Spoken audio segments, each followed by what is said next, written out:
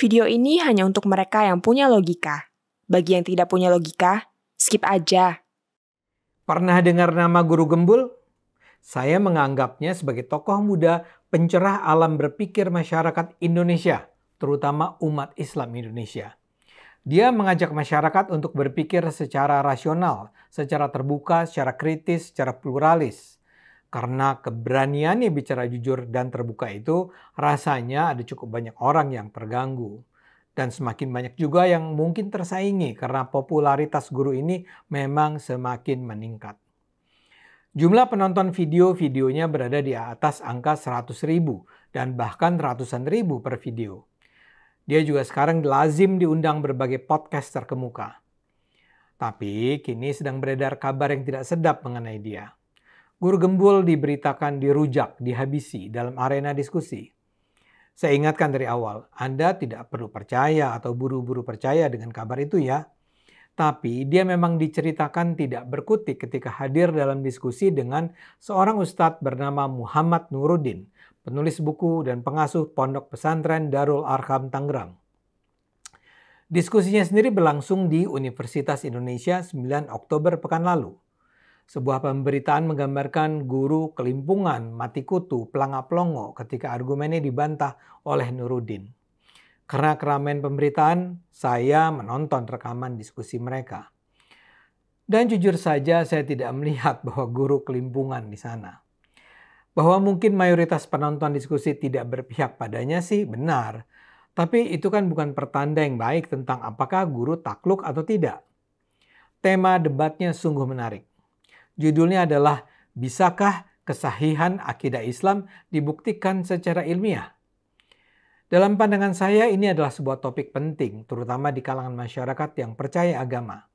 Sebelum lebih jauh, saya ingin jelaskan dulu bahwa akidah itu adalah soal keyakinan beragama. Sebagai contoh dalam Islam, ada yang disebut sebagai rukun iman. Ada 6 yang lazim disebut, yaitu iman kepada Tuhan, iman kepada Nabi, iman kepada malaikat, iman kepada kitab suci, iman kepada takdir, dan iman kepada hari akhir. Saya rasa penganut agama Kristen pun punya rangkaian keimanan yang kurang lebih sama. Dalam hal ini saya tidak bisa dianggap seorang muslim kalau saya tidak percaya pada Tuhan, atau malaikat, atau Nabi Muhammad, dan seterusnya. Nah sekarang pertanyaannya, apakah untuk mencapai keyakinan tentang Tuhan, tentang Nabi, dan seterusnya itu sebaiknya dilakukan dengan menggunakan metode ilmiah atau bukan metode ilmiah? Guru punya posisi yang sangat jelas. Menurutnya, akidah itu tidak memerlukan pembuktian dengan menggunakan metode ilmiah. Apakah agama bisa dipelajari secara ilmiah? Tentu saja bisa. Apakah agama perlu dipelajari secara rasional? Tentu saja perlu. Tapi akidah itu sendiri, keyakinan keagamaan itu sendiri, menurut guru adalah urusan keyakinan subjektif. Itu yang diserang Ustadz Nuruddin dan pendukungnya. Nuruddin di sepanjang diskusi itu memaparkan berbagai argumen yang disampaikan banyak ilmuwan Islam di masa lalu yang menunjukkan agama bukanlah soal penerimaan subjektif semata. Nuruddin berkeras bahwa agama bisa dipelajari dan dibuktikan secara ilmiah. Dia mengatakan dia sendiri melakukan studi tentang agama secara mendalam. Dan studi itu dilakukan dengan melandaskan diri pada metodologi ilmiah. Menurutnya menganggap agama sebagai sesuatu yang bukan ilmiah adalah efek dari dominasi kaum sekuler yang memandang rendah agama. Nuruddin bahkan mengatakan anggapan guru bahwa akidah bukan sesuatu ilmiah akan meruntuhkan semua bangunan keilmuan Islam. Akidah adalah hal pokok dalam Islam, kata sang ustadz. Jadi kalau sekarang kita menganggap hal pokok tersebut sebagai tidak ilmiah, maka dengan sendirinya kita akan meragukan bangunan keilmuan Islam itu sendiri. Nuruddin mengatakan pandangan bahwa tidak ada Tuhan selain Allah yang merupakan ajaran tauhid itu harus didahului oleh pengetahuan dan bukan oleh penerimaan subjektif. Islam tidak mengenal namanya dogma asal percaya. Semuanya harus ada dalilnya dan dalil itu harus diuji secara ilmiah, kata Ustadz Nuruddin. Itu yang menurut saya adalah gagasan pokok dari Ustadz Nuruddin. Dalam diskusi itu, guru menjawab dengan santai. Dia tidak membantah bahwa kita bisa menggunakan pendekatan keilmuan untuk mempelajari agama. Dia tidak menganggap doktrin agama seharusnya diterima begitu saja tanpa perlu dikaji secara ilmiah. Tapi yang ingin dia tekankan adalah mengenai akidah itu sendiri tidak memerlukan pengujian dengan menggunakan metode ilmiah. Jadi guru sudah memiliki premis bahwa Tuhan tidak bisa dipahami dengan akal semata. Dengan akal, dengan pikiran kita bisa menemukan Tuhan, tapi untuk meyakininya tidak diperlukan pembuktian ilmiah. Ini yang nampaknya menjadi sasaran serangan lawan-lawannya. Seolah guru merendahkan agama sebagai sesuatu yang tidak ilmiah. Padahal dia tidak pernah mengatakan itu. Dalam Instagramnya belakangan, Guru Gembul dengan rendah hati mengatakan bahwa dia kalah dalam perdebatan dengan Ustadz Nuruddin. Guru menyatakan Ustadz Nuruddin lebih baik dalam hal persiapan, referensi, lebih baik dalam mengemukakan logika, dan lebih baik dalam dasar kaidah keilmuan dan lain sebagainya. Itu menurut saya sekedar menunjukkan kerendahan guru. Karena pada kenyataannya, guru tidak pantas dikatakan kalah. Dan tidak perlu juga dikatakan menang karena diskusi semacam ini bukanlah urusan menang atau kalah. Tapi yang penting, apa yang disampaikan guru sulit untuk dibantah. Dalam hal ini saya sepenuhnya setuju dengan argumen Guru Gembul. Saya berharap Anda pun begitu. Jadi saya ulang sedikit ya. Akidah dalam Islam adalah istilah yang merujuk pada keyakinan dasar atau pokok-pokok iman yang harus dipegang teguh oleh setiap muslim.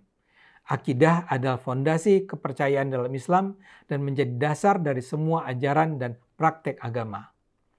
Tapi keyakinan dasar itu sendiri tidak memerlukan pembuktian ilmiah. Soal Tuhan, malaikat, nabi, kitab suci, takdir, dan kiamat semua tidak dapat diukur atau dibuktikan secara langsung melalui alat-alat ilmiah. Ilmu pengetahuan didasarkan pada metode observasi, eksperimen, dan pengulangan yang mengharuskan adanya bukti empiris yang bisa diuji.